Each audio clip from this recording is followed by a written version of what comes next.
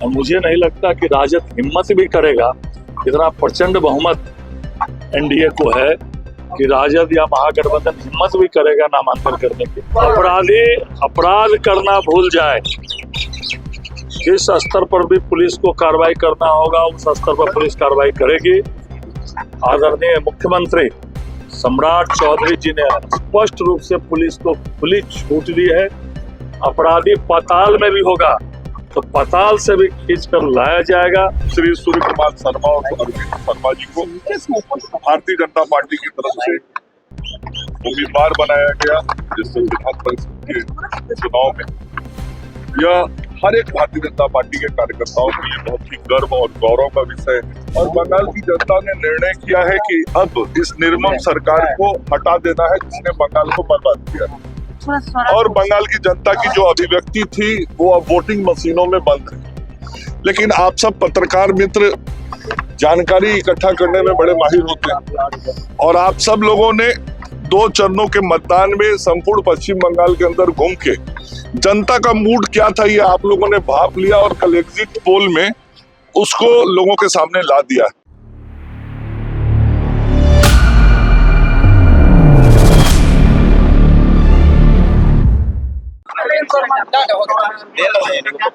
Bharatiya Janata party के 40 वर्षों से लगातार कार्यकर्ता रहे, मंडल में रहे, बूथ पर रहे, मंडल के प्रभारी रहे, जिला में प्रभारी रहे, प्रदेश कार्यालय के प्रभारी शिव कुमार शर्मा जी और अरविंद शर्मा जी आज नामांकन हुआ है। भारतीय जनता पार्टी के पूर्व प्रदेश अध्यक्ष मंगल पांडे जी विधान परिषद सदस्य थे इस सीट पर और वो सिवान से माननीय विधायक चुने गए, तो ये सीट रिक्त हुई। उस पर भारतीय जनता पार्टी ने अपने बहुत पुराने कार्यकर्ता तो केंद्रीय नेतृत्व ने प्रत्याशी घोषित किया। आज उनका नामांकन है, उनका नामांकन भी हुआ है और मुझे नहीं लगता कि राजद हिम्मत भी करेगा, इतना प्रचंड बहुमत एनडीए को है कि राजद या महागठबंधन हिम्मत भी करेगा नामांकन करने की। तो फिर आगे 3-4 दिन के बाद उन्हें सर्टिफिकेट मिलेगा। बहुत बहुत शुभकामना शर्मा जी को। अपराधी अपराध करना भूल जाए, जिस स्तर पर भी पुलिस को कार्रवाई करना होगा उस स्तर पर पुलिस कार्रवाई करेगी।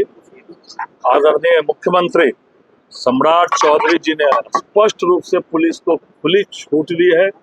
अपराधी पाताल में भी होगा तो पाताल से भी खींच कर लाया जाएगा। आपने देखा सुल्तानगंज में एक हमारे पदाधिकारी की गोली मारकर वहां नृशंस हत्या कर दी गई।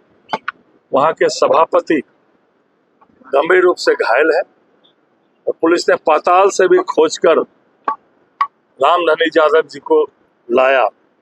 कल सिवान में भी हमारे मनोज कुमार सिंह जी के संबंधी को मतलब कितनी ये है हिम्मत है, गाड़ी में सटा और निकाल के गोली मार। अब वो दुर्दांत अपराधी था, 3 मर्डर का अभियुक्त है, उसका भी थोड़ा इलाज हुआ है, इसलिए पूरा इलाज होगा। मैं बार बार कह रहा हूँ या तो अपराधी अपराध करना बंद कर दे या बिहार छोड़ दे, सोचे भी नहीं अपराध करना बिहार में। आदरणीय सम्राट जी ने पूरी छूट दी है, इसलिए जो भी अपराध करेंगे उनको जहां भी होंगे ढूंढ के निकाल के जाके उनको सजा दिलाई जाएगी। पार्टी ने सदैव जो कार्यकर्ता पूरी श्रद्धा और लगन के साथ संगठन के कार्यों को करते हैं उनको पार्टी सम्मानित करने का काम करती है, उनकी मान प्रतिष्ठा को भी बढ़ाती है और उनके माध्यम से पार्टी को भी आगे बढ़ाने का काम हम सब लोग मिलकर करते हैं। श्री सूर्य कुमार शर्मा और अरविंद शर्मा जी को भारतीय जनता पार्टी की तरफ से उम्मीदवार बनाया गया, जिससे विधान परिषद के चुनाव में यह हर एक भारतीय जनता पार्टी के कार्यकर्ताओं के लिए बहुत ही गर्व और गौरव का विषय है। और आज हर कार्यकर्ता बहुत आनंदित है पार्टी के इस निर्णय से और हम अपने केंद्रीय नेतृत्व को, राष्ट्रीय अध्यक्ष जी को, सभी को बिहार भाजपा के कार्यकर्ता के हैसियत से अपनी ओर से शुभकामनाएं और बधाई देता हूँ।